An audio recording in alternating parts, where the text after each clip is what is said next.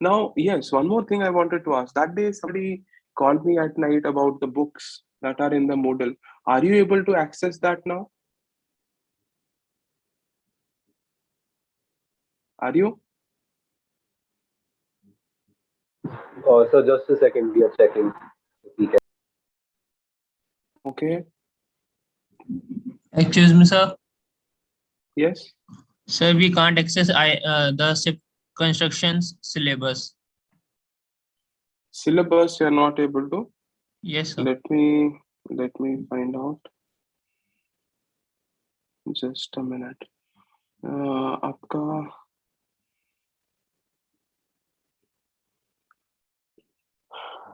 let me see. यहाँ पे लिखना होता है ना टी में. Okay.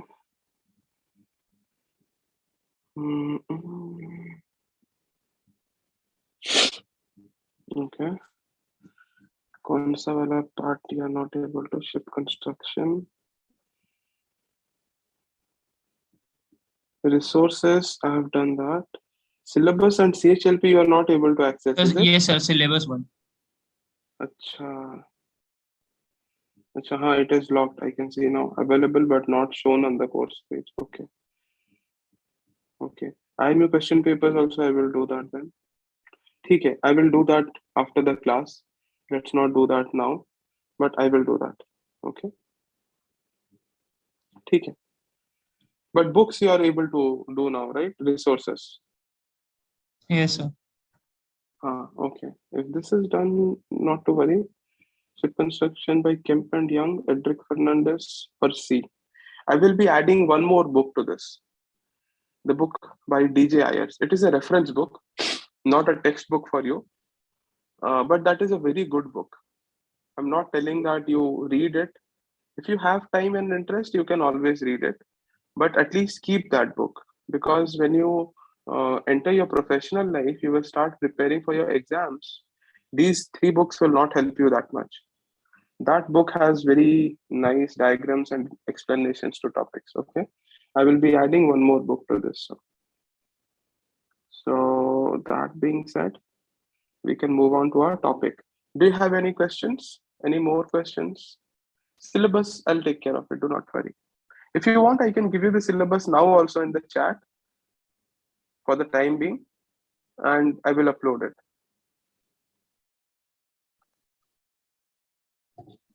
The combination framing system, can you explain that? I have a bit doubt. Combination framing system. Okay. Anything else that is remaining? Because if it is connected, I will try to cover it up together. I have doubt in scallop and the scanty. Okay.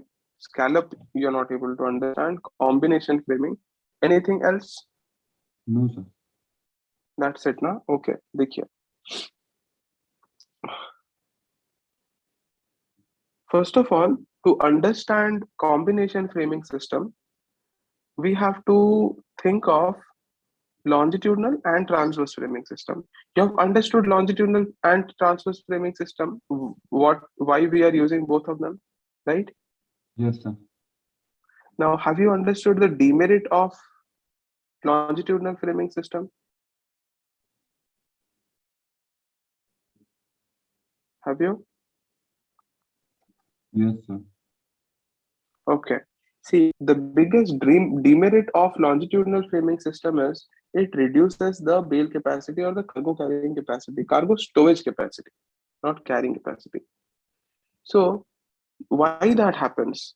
Because when we have, where is my marker? Yes, when we have a side shell, we have one transverse member. Between the other transverse member, I have full access till the side shell. I can keep everything. But when I have longitudinals passing in a longitudinal framing system, these longitudinals will be passing throughout the length of the ship. So they eat away a lot of space that could have been used for carrying the cargo. Okay. So because we have this demerit, we want to eradicate that particular problem. So people came up with this new type of framing, that is combination framing. What they did is they said, okay, you have a long ship, you're worried about the bending moments, hogging and sagging. We will take care of that. They did longitudinal framing in the bottom under the deck. Okay, because those are the long plates that are subjected to longitudinal bending, isn't it? Is it clear? Yes, sir. Yes. Now, once we have taken care of the longitudinal bending by framing the bottom and the deck longitudinally, they said, okay, your next problem is that you're not able to carry cargo. I mean, your bale capacity is reduced because of the presence of longitudinals. We have stiffened the bottom and deck longitudinally. So we remove the longitudinals from the cargo hold. And we put that transverse framing system in the cargo holds. Now our bale capacity is restored. But again, there is one more thing also here that you need to know. Because you asked the doubt, it was a very good question. There are two types of ships again. This combinational framing system is useful when we have a double bottom but single shell. Okay, if we have a single shell, single side shell, then only this combinational framing can help us. But if I have a ship which is double hull and double side shell, basically, double bottom and double side shell, basically a double hull ship, I have something like this. In those cases, there is no need of combinational framing system, because anyhow this will be stiffened longitudinally and there will be platforms and everything. Is it clear now? Yes. Combination framing समझ में आया? Yes, sir. मतलब yes कि no था? Yes. Yes, sir. Yes, okay. Yes, if you're saying that so sadly, if there is any confusion, still ask me. I will try to tell that in a different way. समझ में आया ना?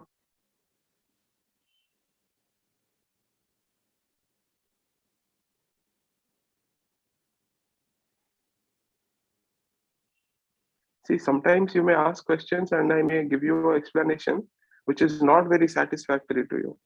In that case, you do not have to simply say yes. You can tell me, no, you did not get it the way you wanted, or the explanation is not quite satisfactory. If there is other way around, I will tell you that also. So this is understood, right? Combination framing system. Yes, sir. Yes, sir. Okay. Sir, Yes. sir, so basic purpose of the combination framing is to make the ships a base strong. The Why purpose Why? of combination framing system is to eradicate the problem of bale capacity. यहाँ पे longitudinals जब होते हैं ना, they pass over the length of the ship. That obstructs our cargo stowage. But जब transverse members होते हैं, we have a transverse member here.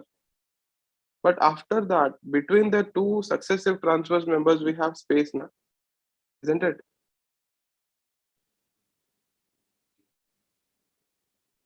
Are you getting?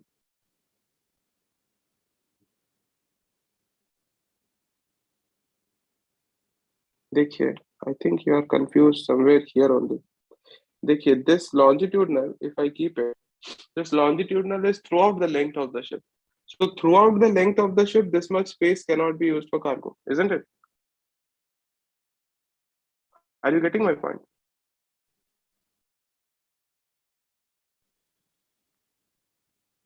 Hello? अरे डिस्कनेक्ट हो गया क्या? Are you all there? Yes, yes, sir. अच्छा हाँ. But if I have a transverse, member, then this much space is taken up here. But right after that member, until the next member, until the next transverse member, I have space from side to side, isn't it? Is it clear?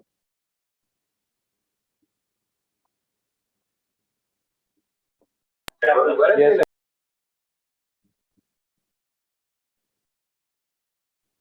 Please tell me.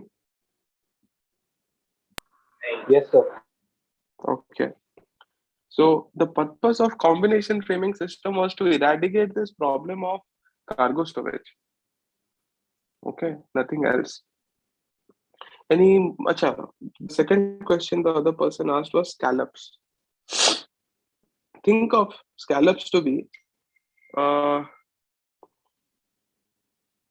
देखिए,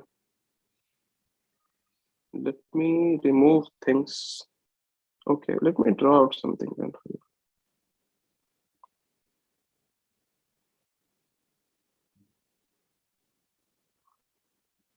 So think of it. I have a bottom portion of the ship. Now in this, the transverse member or the floor that I want to add, the floor was initially on this type of plate. Then we cut the floor into this type of shape.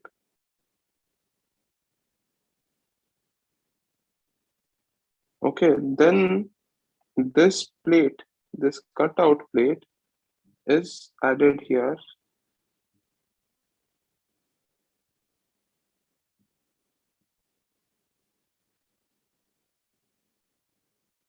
Am I right? I have not shown the inner bottom longitudinals. I'm showing only the bottom longitudinals. So my longitudinals will stay there. Okay. So far, is it clear?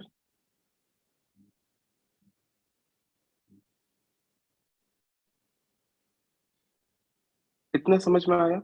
Basically, I have shown the steps. We have taken a normal plate. We have made some cutouts in it. Then we have added that same plate down below so that longitudinals are passing through it. Is it clear so far? Yes, sir. Yes, sir. Okay. So once that is done, so what we have is, so basically these openings that I have cut out in the transverse floor so that the longitudinals can pass through them. These openings or these cutouts are called as scallops. Is it clear now? Scallops?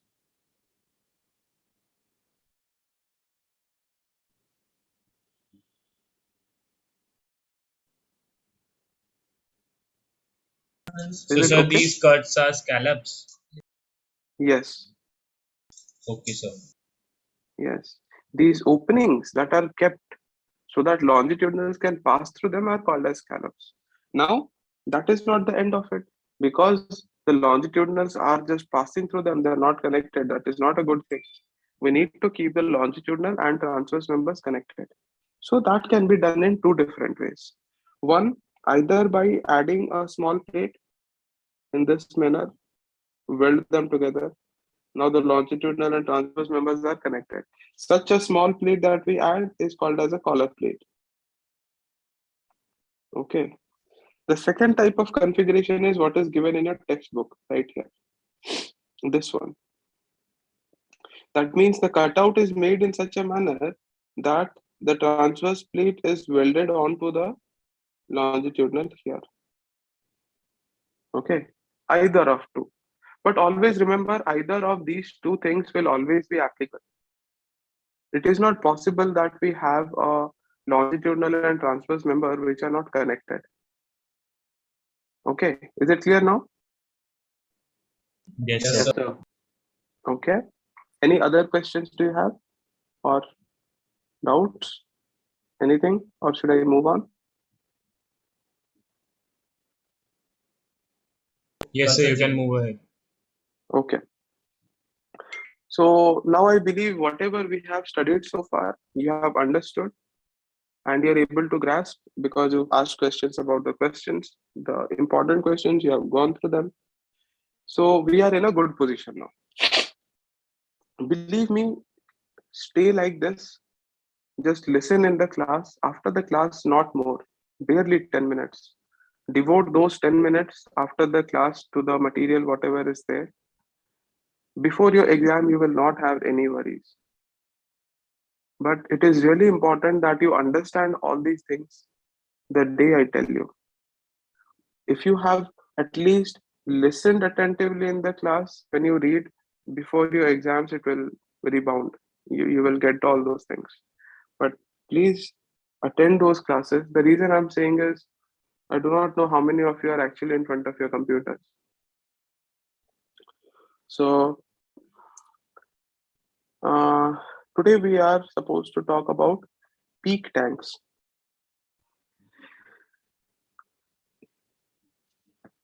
Yesterday we discussed that peak tanks,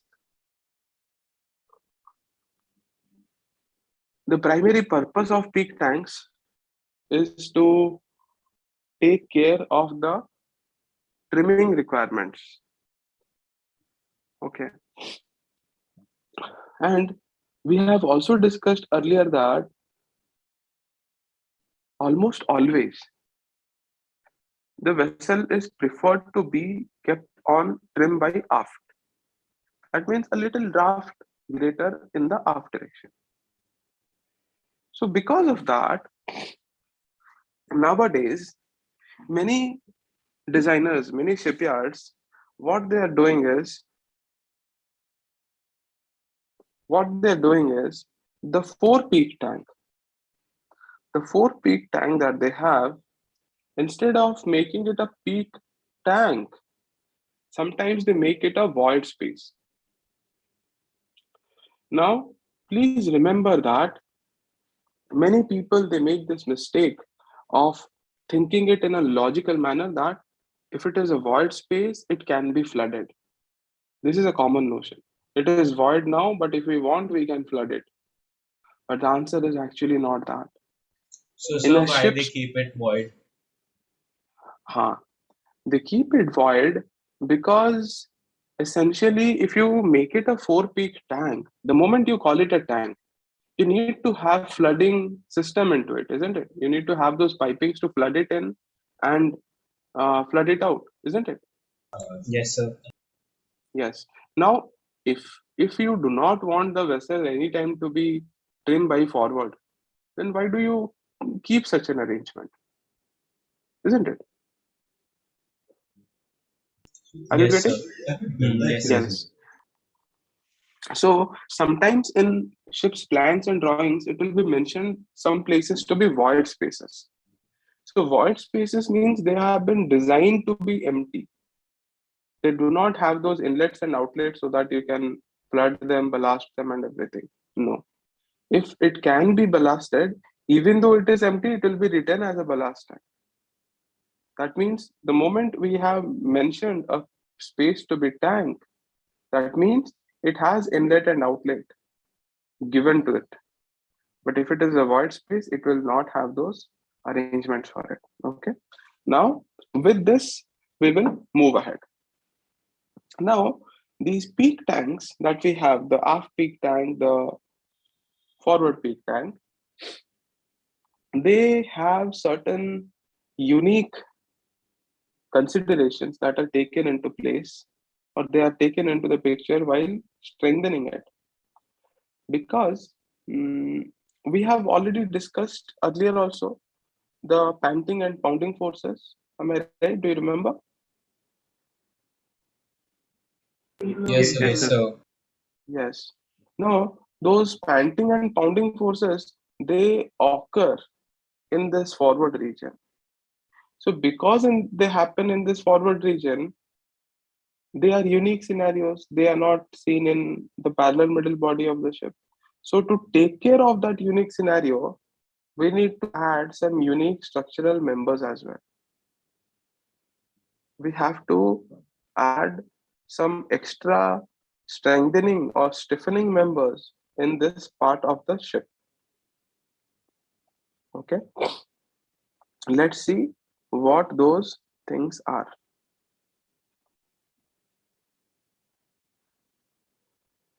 Usually in syllabuses, what is done is, they keep a separate chapter called as four-peak construction, because this is a big topic. But in your syllabus, it is quite different. I mean, they have given only peak tanks. If I explain you only peak tanks, you will not like that, because you'll feel something is missing. It will not be a very logical explanation to the topic. So we will move on with the four-peak construction in a slightly compact manner. I mean, basic things, whatever is needed, you will know that. When we talk about the four-peak means forward 15% of the length. That is considered as the fore area or the four-peak area. That region is extra stiffened. Also remember, sorry, increased or decreased? Okay, so yes, when we were talking about the bending moments, don't you think the bending moments will be more near the midship? Yes, sir. Yes, that is why, that is why the parallel middle body of the ship from midship, the forward 35, aft 35, that means 70% of the length of the ship, the side shell and the bottom plating will be of greater thickness, because because the bending moments are severe there. Thereafter, we will start reducing the plate thickness slightly, but again, as we approach the forepeak, again we will increase the thickness of the plating, because they have special types of forces acting on them. Okay, so the plate thickness, the stiffening thickness of the ship is done on a case to case basis. Always remember this. The way when we talked about double bottom, we said usually it is like one solid floor. Thereafter, we can have a few bracket floors and then we can have a solid floor. But then again, we understood that, in the engine room compartment, we cannot have any bracket floors, only solid floors, because we need greater strength there. In the foot region, in this area, because pounding forces are acting, we will have only solid floors. Sometimes even having only solid floors may not be enough. So what we will do is we will decrease the spacing between the solid floors also. So the strength is maintained. Okay. Now, all these things I'm saying you again and again, because you need to keep in your mind that ship construction is a very logical subject. You have to understand the components, how those components are helping the structure. And accordingly, when you have a particular scenario of greater load happening, you have to decide which all components can be used here in more number or in greater thickness to take care of it. Okay, clear now?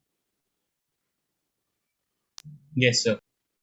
Okay, I will show you some more pictures also as to how local regions are stiffened. Now is not the situation to say that, but later on I will show you. I mean, I will show you some examples of how like maybe you'll like it, but the vibrational loads that happen from various equipments, they are dealt with in different manners. I will show you an example of how in a battleship, when they have those gun mounts, right? So when those guns are firing, we have some extra stiffening in the bottom of the gun so that the structure does not collapse. How we do that stiffening also, I will show you. Okay. So it will be really nice for you to know different types of structural configurations. I mean, you all will become captains.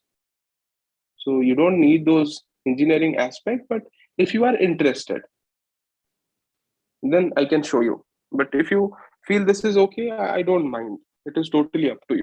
Okay, later on. So let's see what all things we have here. Hmm, can I ask you a question before I move on? It's a generalized question. Yes, sir. Yes, sir.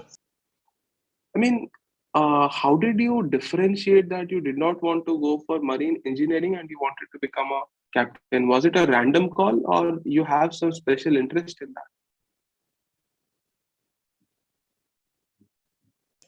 Sir did not want to do engineering. that? So Okay. actually, it was an Informed decision because the engineers are rarely getting Uh-huh. placed in the college. So The Uh-huh. placement ratio. we have Okay, a this better kind of placement things. record. Okay. Okay. Plus, eventually No, we that's will okay. get promoted to the status of a captain. Hmm. So that's just an added bonus. Okay. No, that's good. I just wanted to know you should always have some reasons to what you're doing. As long as you have those reasons in place, you'll be happy in your life. So, no, that's good. I just thought that maybe, without a thought, you should not jump into it because uh, it happens that many people, for their bachelor's degree, they don't have a choice. They did not think. Their parents just got them into something, which is why you will see that students they study mechanical and the master's is in computer science. During your bachelor's degree, many people I mean, experiment with friends, meet a lot of people, and they find out what they want to do.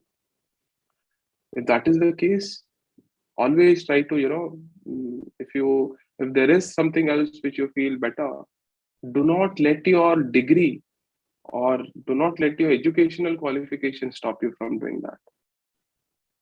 Because I saw in the previous semester I saw some students, they are preparing for UPSC and everything. If there are some members in your batch also who want or who wish to do such things like that, do not stop yourself by saying that you have got into nautical science, your parents have spent money, you should not do that. No, this is not the time for guilt. At this age, experimentation and trying out new things is the best thing for you. If you are good with your decision, you're happy, there is nothing better than that. But if any of you is still in that phase, that transitional phase, that state of confusion, take some time, find out, and whatever it is that you want to do, try out things.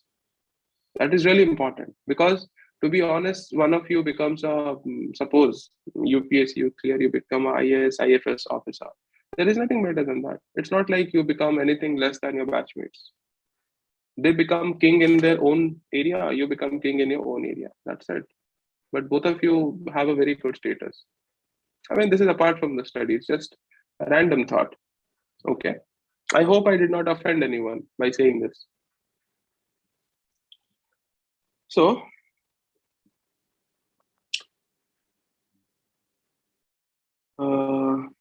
okay, starting.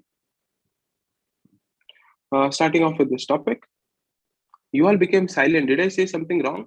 Anything which you did not like? No, sir. no, sir. Okay. No, because sometimes people are a little sensitive. And okay, coming back to the topic. In this topic, we will briefly talk about the forend, what all unique things are there, and then we will come to the forepeak. Forepeak is nothing unique. It comes in the forepeak construction only. And if we understand that, we are taking care of it. Now, right here, what we are seeing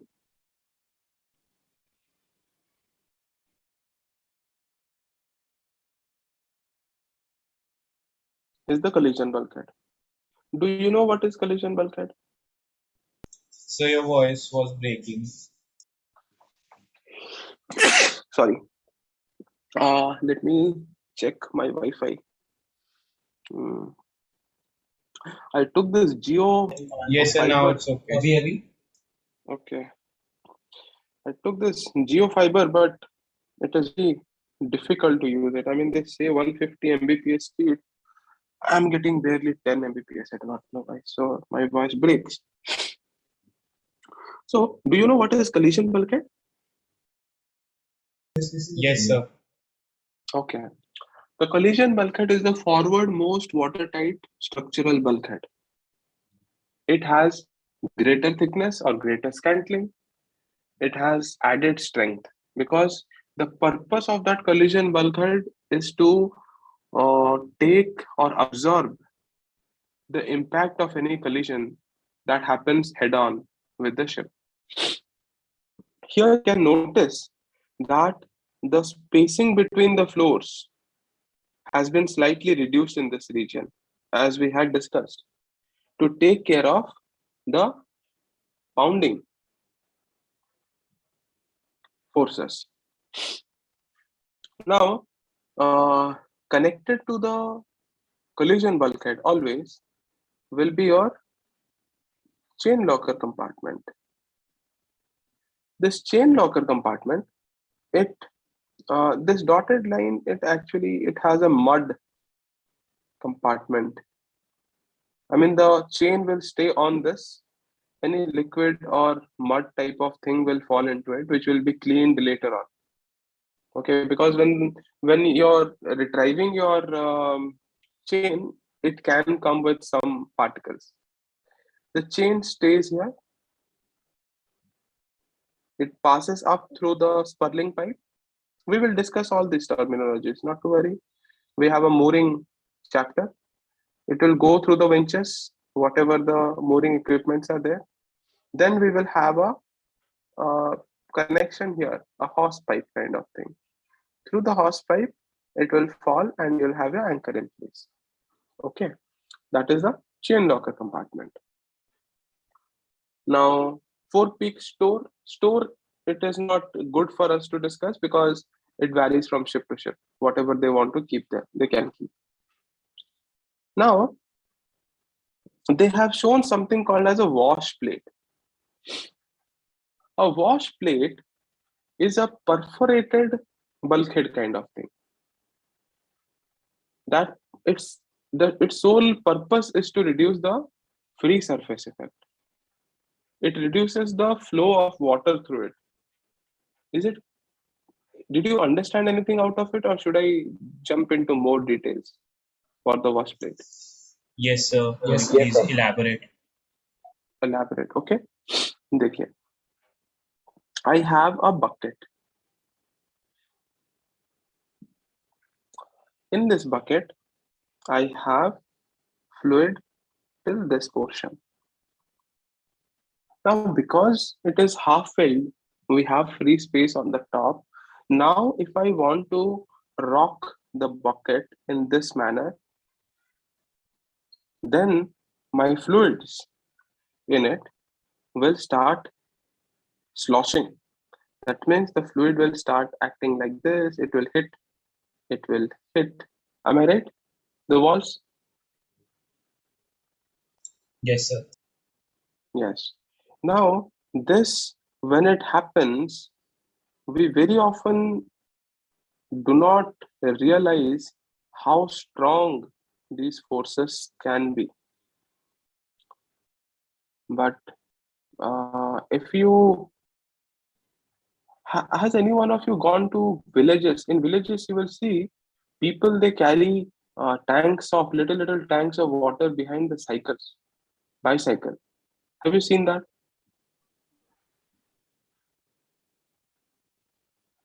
Yes, sir. Have you ever tried to balance such a cycle in which water tank is behind or something heavy is kept behind?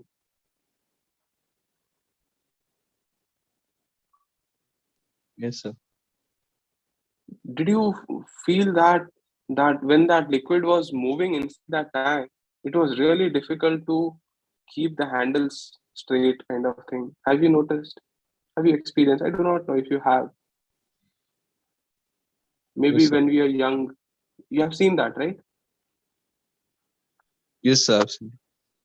Yes. If you have seen that, imagine that was a little tank with a big cycle. Now, when we talk about massive oil tanks or any tank for that purpose, it have this free space on the top.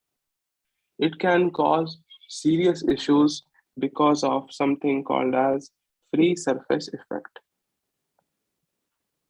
You will study this in stability part. Okay, I will not go into that.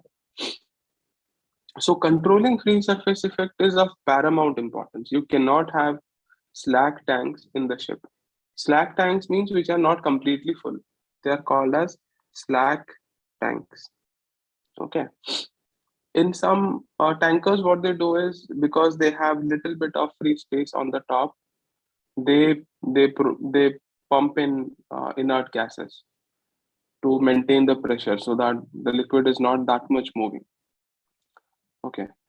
Now, in this bucket example, if I want to reduce the motions of liquid, what can I do?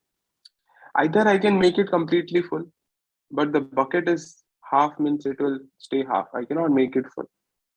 What I can do is if I add a plate here, a perforated plate here, and that same plate, if I try to draw it here, the plate is like this. It has these little holes in it. Because of these holes, what happens is when the water, because of the motion, comes, hits it, the force will not be that much because some amount of water will pass through the holes.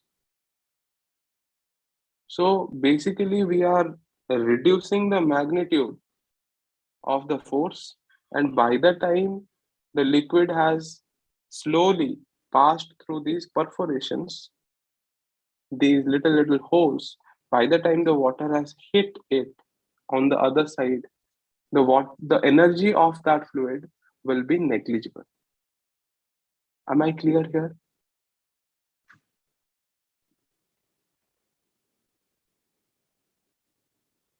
Is it understandable, or do you want little more on it? Yes, sir, got it. Got it now? Okay. So this wash plate is actually these kind of perforations which are given, okay, to reduce this sloshing. When this liquid hits the walls of a tank, it is called as sloshing. Okay, to reduce the sloshing of liquids, we add these wash plates. Okay, now come on to the next part. The next part is, here you will notice there is something called as a breast hook. These breast hooks, they look like little, maybe some, they look like some longitudinals or some beams, that kind of things they look like, okay, in this particular view. But we have to understand how they look like and what is the purpose that they are added. Okay, and also there is something called as a panting stringer. So we need to understand how these breast hooks look like, the purpose, and how these panting stringers look like and their purpose. Okay, for that we will move on slightly. These things you can read them, not much is there.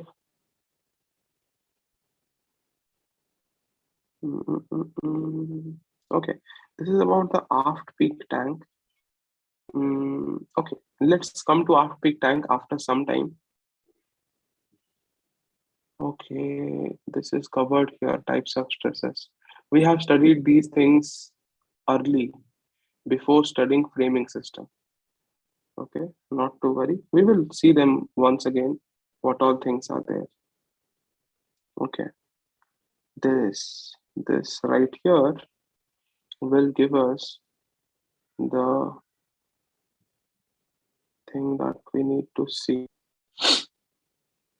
If you remember, when we were talking about panting, we studied that to take care of panting, we can add some beams like this. Do you remember? We said the plate is moving in and out. What if we add some beams like that? It will provide some resistance to that movement, isn't it?